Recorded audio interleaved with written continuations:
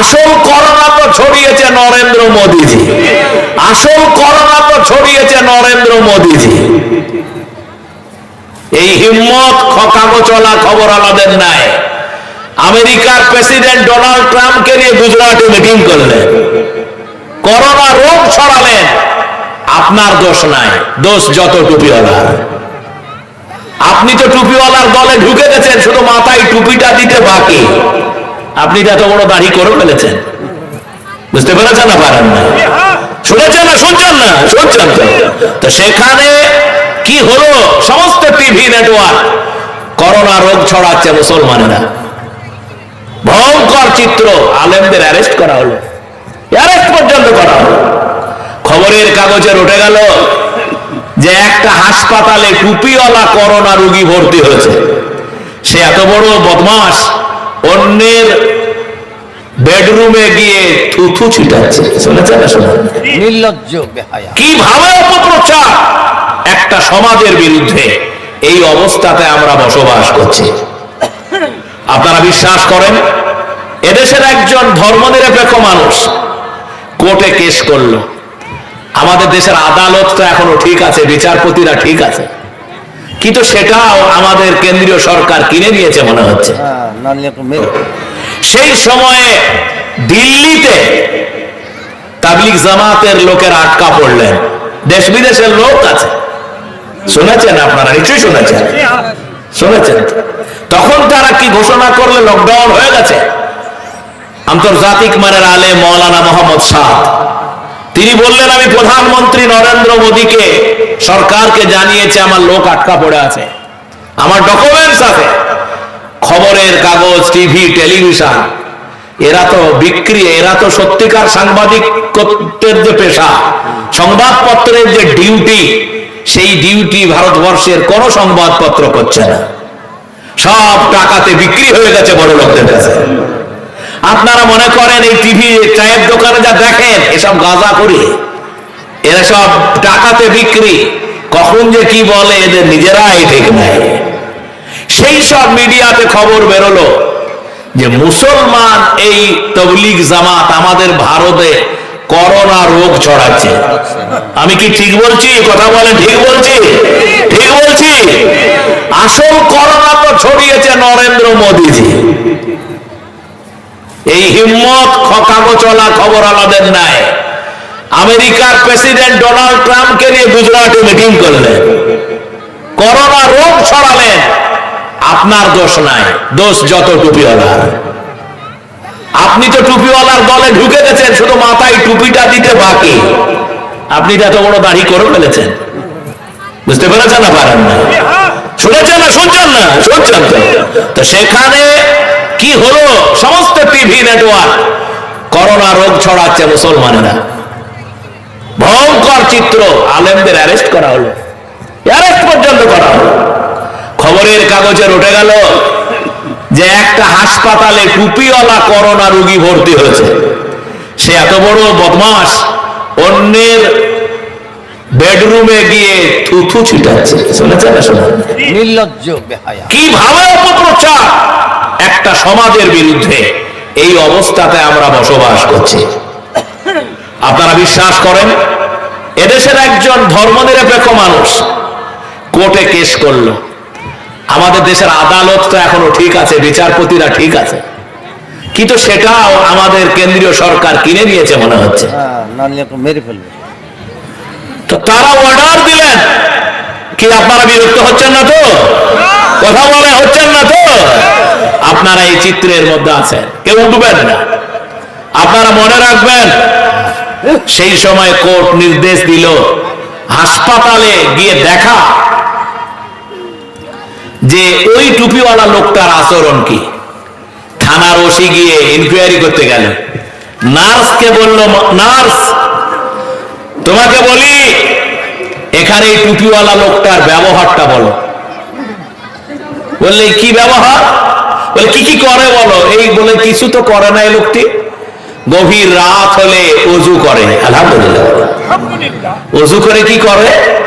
বলে এইখানে হাসপাতাল চত্বরে যায় নামাজ বিছিয়ে দেয়, এখানেই নামাজ পড়ে। দূর থেকে মসজিদের আজান ভেসে আসে, হাইয়া আলাস সালাহ,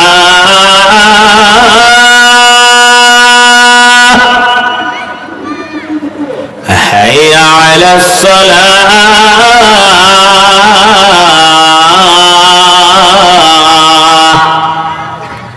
হাইয়া আলাল ফালাহ, হাইয়া আলাল ফালাহ,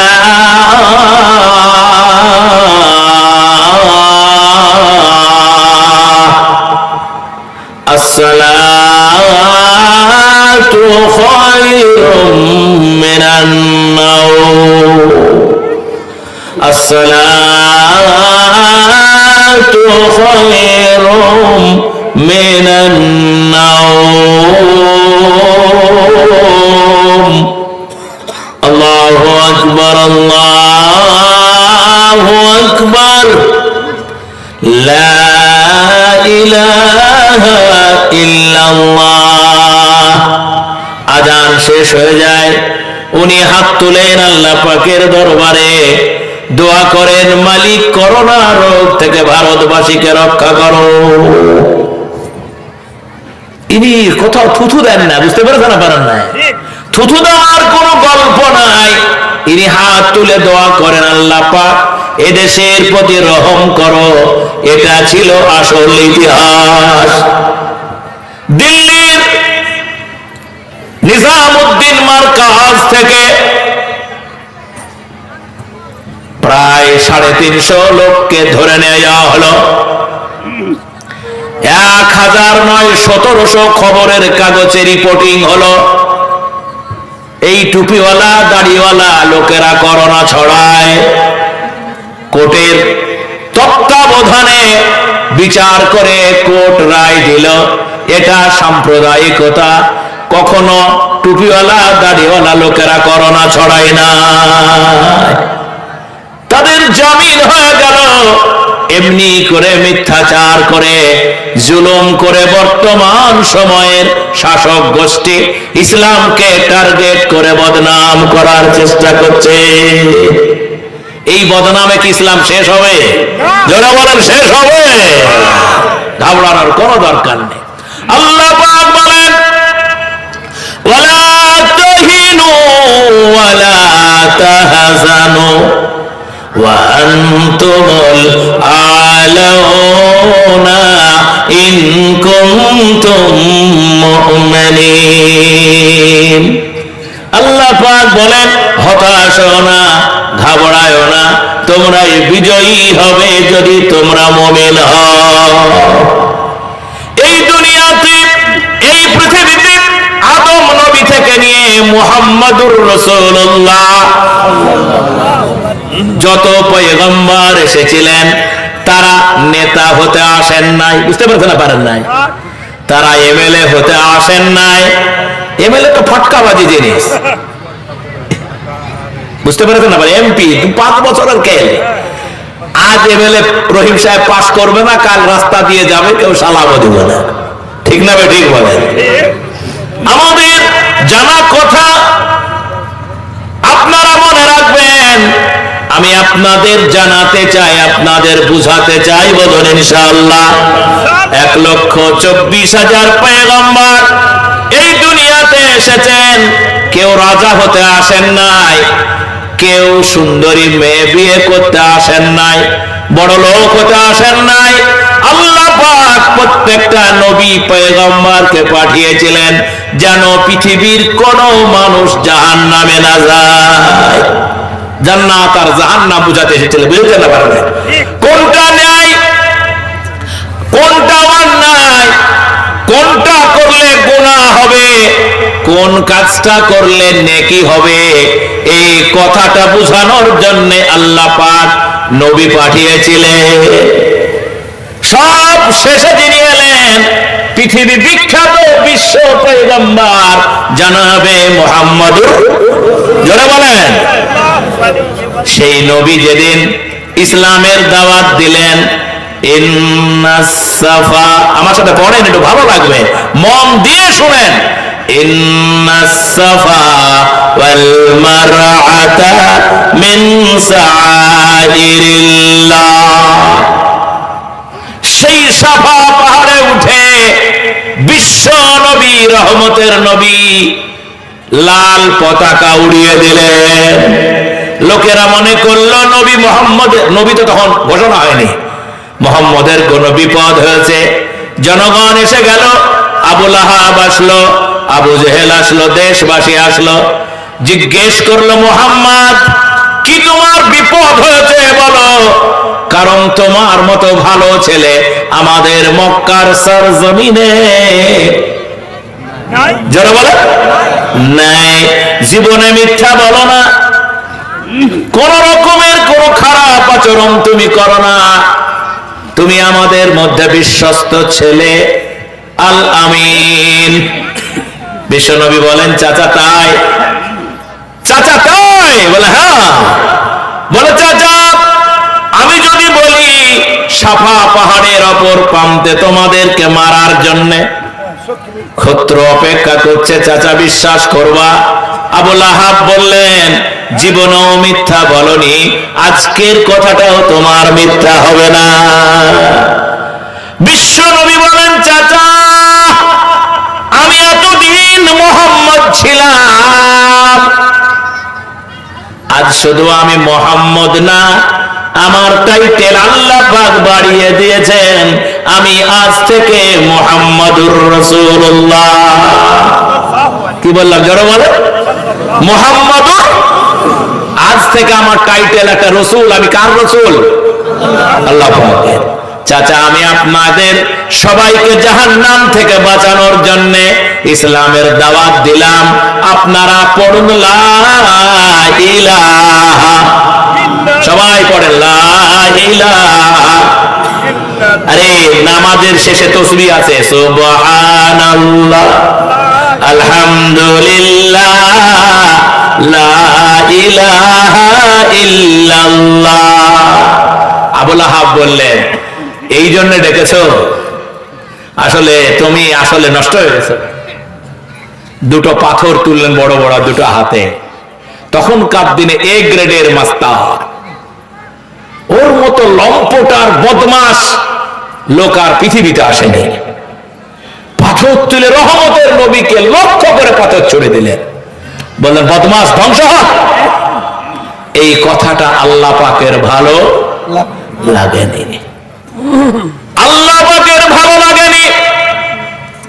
সেজন্য আল্লাহ পাক আবু জেহেলের নামে সূরা নাজিল করে নাই, আবু লাহাবকে আল্লাহ ছাড় দেয় নাই। মুসলমান শোনো, শোনো না মুসলমান, আমি চ্যালেঞ্জ করব, এই পৃথিবীতে ফেরাউন যে কাজ করেনি, নমরুদ যে কাজ করেনি, আবু জেহেল যে কাজ করেনি, মাননীয় নরেন্দ্র মোদী আপনি আমার গর্বের প্রধানমন্ত্রী হওয়ার পরও ধর্ম নিরপেক্ষতাকে কবর দিয়ে জাহারে বাবরি মসজিদে রাম মন্দির বানালেন, এর খেসারত আপনাকে দেওয়া লাগবেই লাগবে ইনশাআল্লাহ। যারা বলেন নারে তাকবীর ইনশাআল্লাহ, যারা বলেন নারে তাকবীর ইনশাআল্লাহ, হাওড়াবেন না বলেন ইনশাআল্লাহ। আপনি ধর্ম নিরপেক্ষতার প্রধানমন্ত্রী হয়ে, সেকুলার স্টেটের প্রধানমন্ত্রী হয়ে ধর্ম নিরপেক্ষতার কবর দিলেন, আপনার কাছে এটা আমরা আশা করিনি। ঘাবড়াবেন না, ওর পতন আসন্ন বলেন ইনশাআল্লাহ। শুরু হয়েছে, চিন্তা করবেন না। আজকে মনে রাখবেন বিশ্বনবী জনাবে মুহাম্মদুর রাসূলুল্লাহ তার উপরে পাথর ছুঁড়ে মারলেন। নরেন্দ্র মোদী ইসলামের যা ক্ষতি করেছে, ভারতবর্ষের ইতিহাসে এত ক্ষতি কোনো মানুষ করেনি, এত ক্ষতি করেছে। সেজন্য আপনারা কি একবার মূল্যায়ন করবেন না? আমরা ধর্ম, সব ধর্মের শ্রদ্ধা করি, আমরা হিন্দু করি, খ্রিস্টান করি, বৌদ্ধ করি, আমাদের কাছে সব ধর্ম সম্মানের। কিন্তু আপনি কি করছেন? সুধীমণ্ডলী, আল্লাহ পাক আবু লাহাবের এই ব্যবহারে রুষ্ট হলেন। শুধু যদি আবুল আহাবের তাফসির শানে নজুল কোন মুসলমানরা পড়ে তাহলে কখনো তারা ঘাবড়াবে না। তারা নিশ্চিত থাকবে যে আমাদের কোন গার্জেন একজন আছে। আমাদের মূল গার্জেন কে? আরো জনগণের গার্জেন কে? আমাদের মূল গার্জেন আল্লাহ। আল্লাহ পাক আবু জেহেলের এই ব্যবহারে রুষ্ট হয়ে সূরা লাহাব নাজিল করলেন। আপনারা আমার সাথে পড়েন, বিসমিল্লাহির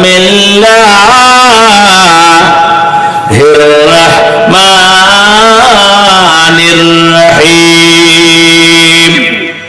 তাব্বাত ইয়াদা আবি লাহাবিন ওয়া তাব, মা আগনা আনহু মালুহু ওয়া মা কাসাব, সায়াসলা নারান যাতা লাহাবিন ওয়া মারাআতুহু হাম্মালাতাল হাতাব, ফি জিদিহা হাবলুম মিন মাসাদ।